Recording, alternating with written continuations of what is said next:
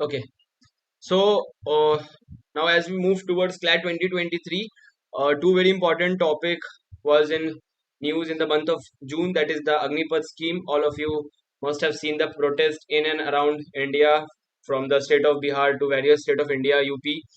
The protest that happened after the Agneepath scheme was launched by the central government. So national news which created a lot of controversy, and still it is in controversy. And the second is the FATF, that is the Pakistan is in grey list, and the recent meeting that was conducted by the FATF. So this two important topic we will be covering in this session. Starting with the first topic, that is the Agnipath scheme. Let's start with the first slide, and I hope you are sitting with your notebook and pen and keep on writing the important point, just the bullet points which are important for CLAT 2023. So the Agnipath scheme is the new scheme which was launched by the government of India, which is for the recruiting the soldier across all the three service. So this is very important. It is not only for the navy or for the water, army or anything such. It is for all the three Indian services which are in our country, and the Indian soldiers in the Indian navy, in the Indian armed forces will be recruited by this new scheme. So let me know, guys, who is the defense minister of India. So there was a meeting. After all the meeting, the government has unveiled its new scheme, that is the Agnipath scheme, and all the soldiers who will be recruited under this scheme will be known as the Agniveers. So you will be directly asked that which of the following is not true about the Agnipath scheme, or which of the following is true about the Agnipath scheme. One point which can be mentioned is that the soldiers recruited under the Agnipath scheme will be called the Agniveers, or any other name will be there. Yeah, very good. Rajnath Singh is the defense minister of India. So yeah, and who was the first woman defense minister? Did we have any woman defense minister in India? Let me know. So the new recruiting scheme has been launched by the government. Next slide, which is called Agniveers, and the soldiers under this scheme will be called the Agniveers. And under this scheme, the government has informed that around 45,000 to 50,000 soldiers will be recruited for the service. The duration of the service will be 4 years. So this is one of the most controversial point in the scheme, that in only 4 year, after 4 years, the soldiers will be given a retirement. However, the government has mentioned that 25% of them out of each batch. So if they start recruitment in that 2022, so in every batch there will be 25% of a particular batch will be sent to their respective services. So whether it is navy, whether it is armed forces, whichever it is, they will be 25% of the 45,000 to 50,000 will be sent back to their respective service for a period of 15 years. So already they perform for 4 years. After the 4 year period will be completed, they will be sent for their respective service for 15 years. Apart from this, various state government and even the central government has mentioned that they will be given preference. So this was one of the very big controversy regarding the span of the period for which the Agniveers will be recruited, that is just 4 years. And out of 45,000 to 50,000, 25% of them will be sent back to their respective area. These are just a direct point that you have to remember. You will be getting a direct question on all this thing. The duration, the percentage, the total number that will be selected, and the number that will be sent back for the duration. This all you have to remember. Okay, next slide. Now then you have to remember the eligibility criteria for the Agnipath scheme. So the before it was 17.5 year to 21, after a lot of controversy, and the main reason that was given by the government and all the defense expert to increase the age to 23 years, because from the last 2 years in the pandemic we did not have any recruitment of soldiers. So to balance that recruitment, it has been increased to 23 years. So one of the question that I mentioned in the first slide, that which of the following is not true about the Agnipath scheme, you will be asked, one of the point or one of the option might be that the aspirants or the eligibility criteria will be 17.5 year and 21 year. That will be a false statement. The correct statement will be 17.5 and 23 year. So these are the things that you have to keep on revising, keep on going through the notes after every week or every month, then only you will be remembering.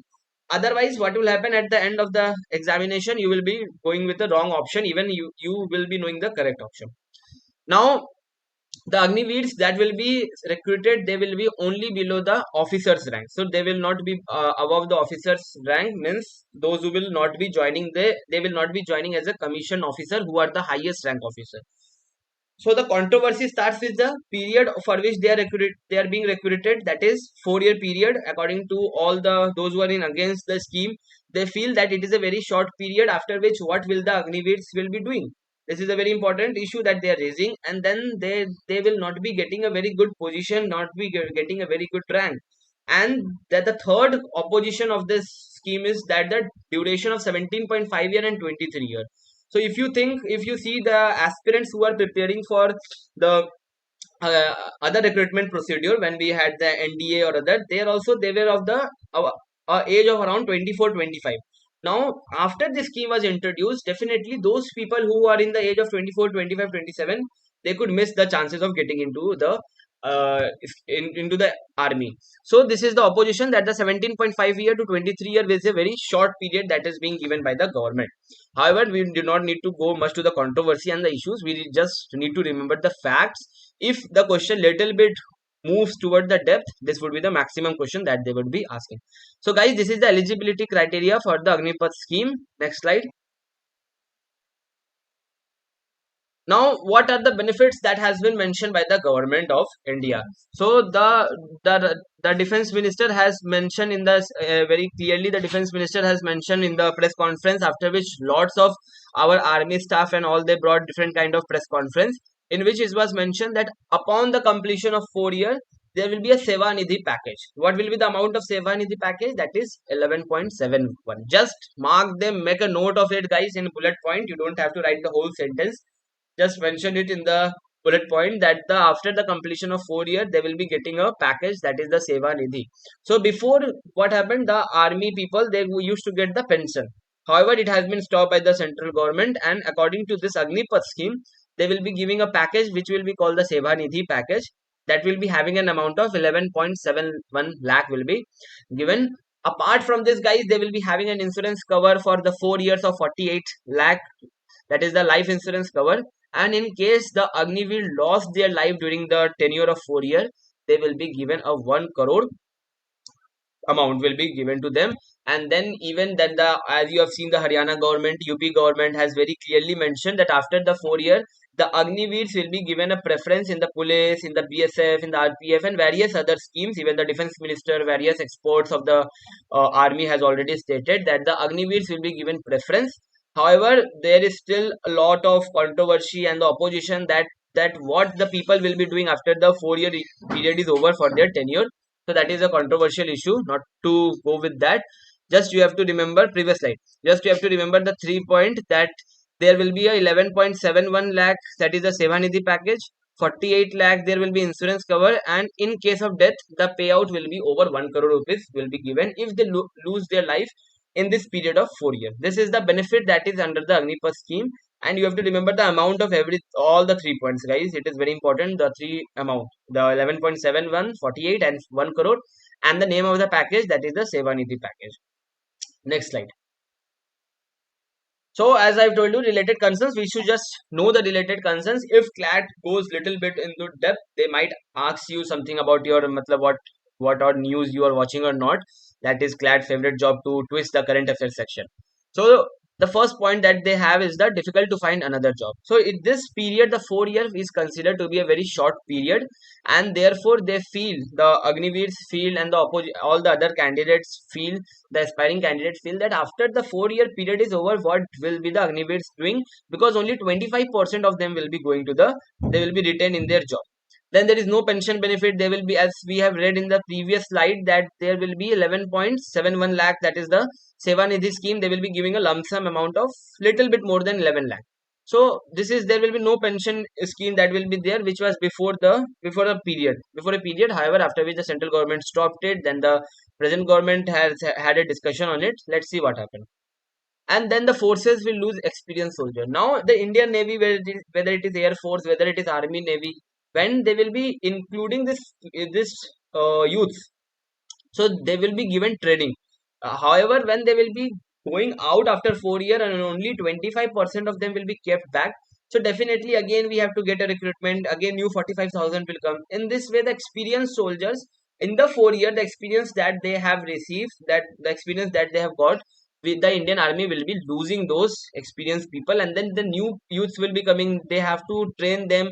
By the time, by the end of 4th year, when they will be experienced, again they will be losing them. So these are some of the concerns that has been raised by the opposition and by the people who are opposing the scheme. Not only the opposition, even the candidate, those who are opposing the scheme. So what you have to remember, the Agnipath scheme, guys. What is the Agnipath scheme? What they will be called? What is the eligibility criteria?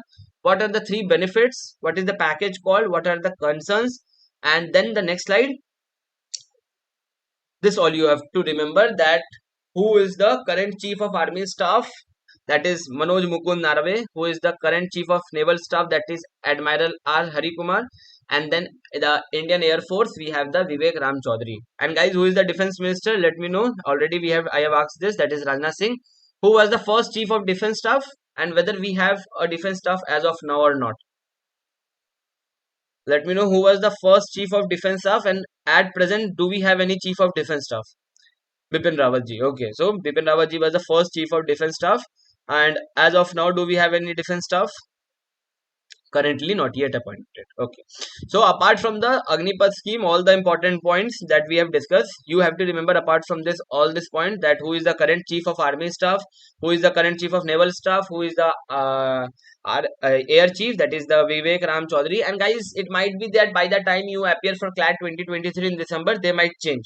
So keep on updating. As we have discussed in the 6 month strategy, guys, you have to go for GK today. You cannot think of appearing in Clat 2023 without covering GK today, what we experienced from Clat 2022. Now, if tomorrow in the month of September or October, for example, on 15th of October, the chief of army staff got changes, okay, from Major Mukund Narave, someone else become the chief of army staff. So you had in your notes the same, that is Manoj Mukund Narave. But if you refer to GK today, they will be updating on 16th of June that the chief of army staff has changed. So guys, keep on a daily basis, keep on referring to the GK today website. It is very important for your preparation. It will be helping you to get a good score in your CLAT examination. Everyone is clear with the Agnipath scheme? Let me know, Utsav and everyone those who are present, Kasturi and everyone. Okay, so these are only thing that these are the maximum questions that you can get from Agnipath scheme, because it was an important scheme, so we need to cover it. Okay, Pankaj is also there. Next slide, and we will be starting with the FATF and its grey list, because Pakistan, recently the issue is with Pakistan only. From the last 2 years and 3 years, the issues is with Pakistan. Okay, thank you, Harshita. From the last 2 and 3 years, we are having issues with Pakistan only. So this is also an important topic, guys. However, I would suggest that there is no important topic now left for CLAT 2023. Seeing CLAT 2022, every topic is important for CLAT which you think might come in CLAT. So don't go for important topic list and everything. Cover as much as possible, because now current affair is like an ocean. Like a UPSC aspirant, you have to prepare the current affair for CLAT, because the type of question that they ask in CLAT 2022 and even 2021, it's clear the scope that any type of question can be asked in CLAT 2023. However, we will be covering as much as topic is possible for us to cover. So FATF and the grey list. Next slide. Why this topic is in news, guys? Recently, Financial Action Task Force. Where is the headquarter, guys? Let me know. Where is the headquarter of Financial Action Task Force, everyone? Now, FATF has informed that it might be possible that the Pakistan will be removed from the FATF grey list. Okay, as of now, Pakistan is in FATF grey list. What the list is, we will be discussing in the upcoming slides. Don't worry. From the grey list, Pakistan might be removed as per the FATF Paris. Okay. Now, can you put it a little bit down, Kanish? That sharing part. Yeah. So this is very important, guys. Pakistan has been on the FATF grey list since June 2018. This is the recent one. Before in 2015 also Pakistan was there in grey list, and in 2012 and 13 also it was in grey list. But you might be asked that the present, for example, as of now Pakistan is in grey list. It has not been removed. So you will be asked that from which year Pakistan is in grey list. That will be 2018. You cannot mark for 2013, because in 2015 it was removed from grey list, guys. So if you are asked for this, you have to mention 2018. So Pakistan has been given a just matlab information from the FATF that they might be removing Pakistan from the grey list, and in the upcoming session that will be held in October. So definitely again in October, this is going to be an important topic for you all. And Pakistan has been in grey list since 2018. This is important. Next, now let's understand what is this FATF. So FATF is an intergovernmental body which works for the money laundering and terrorism issues. Those terrorism which are concluded on the basis of money. Now, not every terrorism, we do not have FATF for terrorism purpose. Those terrorism which are concluded because of money laundering, because of money issues, they comes under the FATF. So, FATF was established in 1989 in the G7 summit in Paris, as very rightly pointed out by Utsav, the headquarter. In the beginning, the only sole motto of FATF was only money laundering, to combat the money laundering by the different nation. How many members in United Nations? Guys, how many members are there in United Nations? So, to combat the money laundering issue, the FATF was formed in 1989. However, after the 9/11 attack and after 2012, efforts were made by FATF to check the terrorism that is being concluded because of money. All the type of those countries that support terrorism in one way or the other by contributing some amount by funding the terror, those are kept into gray list, blacklist. How they are kept, that will be taking into consideration in the next slide. FATF, you have to remember, it is an intergovernmental organization formed in 1989 by the G7 summit. It's headquartered in Paris, and it's looked for those terrorism which are concluded because of money. Okay guys, I did not get the answer. Okay, I got, yeah, Pankaj, 193. We have 193 country guys in the United Nations. That is the total number of members. Next slide. Now you have to, for any organization, you have to remember where it is located, when it was formed, the total number of member, where it is headquartered, who is the current president or secretary general, whatever it is, you have to remember for any organization, and then you have to remember the issues related to that organization. So FATF currently is having 37 members, and there are two regional organizations. One is the European Commission and the other is the Gulf Cooperation Council. Anyone can tell me how many countries are there in the European Union? How many countries are there in the European Union, and which is the country which recently, in the not recently, in the last 2 to 3 years has left? Anyone? Okay, Britain. Very good. And how many are there in the total number of country after Britain left? Whether it is 28, 29 or 27. The number of country as of now 27. Yeah, good. Mansur Kinla. Yeah. So FATF is having 37 member, out of which one of the member is India, and both India and Pakistan joined together FATF in 2010. India is already mentioned there, but keep in mind Pakistan also joined along with India in 2010, and it is having total of 37 member. One member is India and another is Pakistan. There are other member. You don't have to remember the other member name. You have to remember the two regional organization, that is the European Commission and the Gulf Cooperation Council. Okay. Next, the headquarter is in Paris, as already informed by Utsav that the headquarter of the organization of FATF is Paris. These are the some data that you have to keep in mind for anything. What is important, guys, is the two list that is in the slide. That is the gray list and the black list.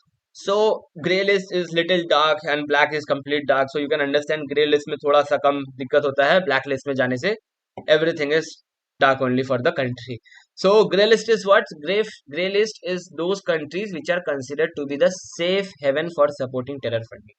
Okay, if you remember all the terrorist act of Pakistan, the famous persons of Pakistan, they were in one way or the other, they were funded by the Pakistan government or the Pakistan army or anything from the Pakistan side, they were being funded.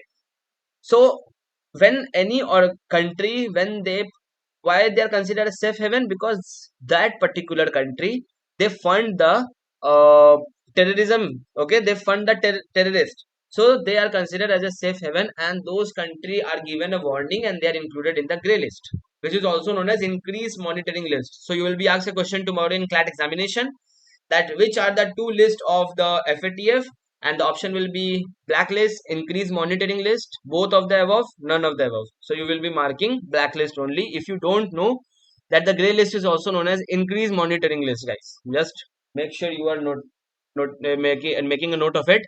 There is an increased monitoring list which is known as the grey list, and then you have the blacklist. So grey list is a warning that if you do not comply with the plan of action. How many plan of action Pakistan was given in 2019? Anyone?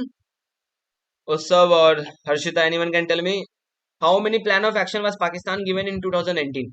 So in when you are in grey list, you are given a warning, and then you are told that if you do not comply with all this plan of action or whatever we are telling, then you might be pushed to the blacklist. And then you are having the blacklist, that is the non-cooperative countries or territories which are put in blacklist. And the sole thing of going into the blacklist, you will be stopped being funded from IMF, International Monetary Fund. Okay, and all the other or World Trade Organization is there, IMF is there, all this organization in one way or the other will start blacklisting you. Two countries as of now are in the blacklist, guys. You have to remember the name, that is Iran and Democratic Republic of Korea. These two countries are in this two country. It is 27. We will see. Utsav, just check once, or you can also check once. It is 27 27 plan of action. I think it was. So Iran and Democratic People Republic of Korea are the two countries which are in the blacklist as of now. In grey list, how much we will be checking just now. So if you do not comply with the plan of action, if you keep on funding the terrorists, you will be sent to the blacklist, which is where you will be not be funded by the IMF. You will not be getting any loan from the International Monetary Fund. World Trade Organization will be blacklisting you, and various other international sanctions will be there on you. So that is the blacklist. Next slide. Now, grey list. If now, as of now, there are 23 countries which are in grey list, out of which Pakistan is one of the member, and Pakistan is our sole concern as of now, because from the last 2 and 3 years, Pakistan is only we are taking into consideration Pakistan only. This is very important, guys. Zimbabwe, you have to remember. Just very recently, Zimbabwe has been taken out out of grey list. Before that, it was Botswana and Mauritius. That is not so important. That was for Clat 2021. So Clat 2022 is done. Now you are having Clat 2023. Botswana and Mauritius was important for Clat 2021. This issue is coming from Clat 2020, I guess. Okay, so Zimbabwe, you have to remember, the last country which has been removed from the FATF grey list is Zimbabwe. It might be possible that by that time you give Clat, it will be Pakistan and Zimbabwe, most probably. Okay, now this is very important that I was telling you in the beginning of the topic, that the first time Pakistan was entered in the FATF grey list was 2008, after which it was removed. Then from 2012 to 2015 it was there in the FATF grey list, and then it was removed again. And finally from 2018 till today, that is 5th of July 2022, FATF is still in the grey list. So if you are asked tomorrow that from when Pakistan is in grey list, it will be 2018. First time when Pakistan was in grey list, it is 2008, guys. I hope I am clear to everyone. Kasturi, Utsav, everyone. This thing 2008, 2012 and 15 and 18. The present is, the present is 2018. Now, as it is mentioned, 27 point of action plan was given. Okay, make it a point that you have a note of this. 27 plan of action was given to Pakistan in 2019 after it was included in the FATF, because of the terror funding that it was doing to all the terrorists. However, it failed on one or two, and recently they had completed more or most of them, but still they were lacking on one or the other criteria, as a result of which they were not removed. However, in the recently FATF has gave a hint that it will be removed from the grey list. It might be in the upcoming October session. Okay, so this is an important thing. Just give me a minute, guys.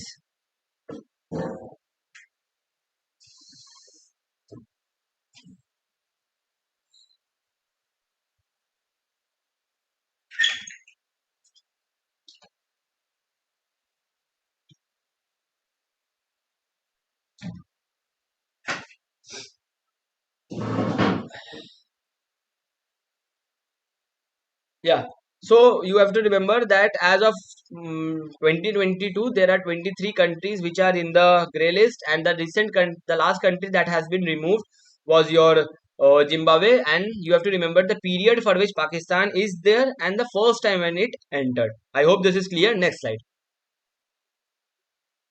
Now you have to remember that the sessions of the FATF is 3 times, and guys, recently, just 3 to 4 days before a new president has been appointed for FATF, that is Raja Kumar. So search in the Google and let me know who was before Raja Kumar. Who was the president of Financial Action Task Force just before Raja Kumar, because Raja Kumar has been appointed within a week. In the last week, I feel he has been appointed as the president of Financial Action Task Force. So let me know who was just before Raja Kumar, and they meet 3 times a year. The decision making body of FATF meet 3 times a year, and the recent president is T. Raja Kumar is the latest president. Who was the last president? Marcus Player. Yeah, very good, correct. Marcus Player is the last president before Raja Kumar. Good. So for FATF guys, you have to remember, you have to concentrate more on the Pakistan topic. Remembering Zimbabwe, which are the two countries from the blacklist? What is blacklist, grey list? What is the other name of the blacklist and grey list if it is there? Who is the current president? When was FATF formed? What is the how many members are there? Whether India is a member or not? When did India join? This all point you have to keep in mind for the FATF issue. So guys, that is all I feel. Next slide. Do we have any more slide? No. So that is all we have for this topic.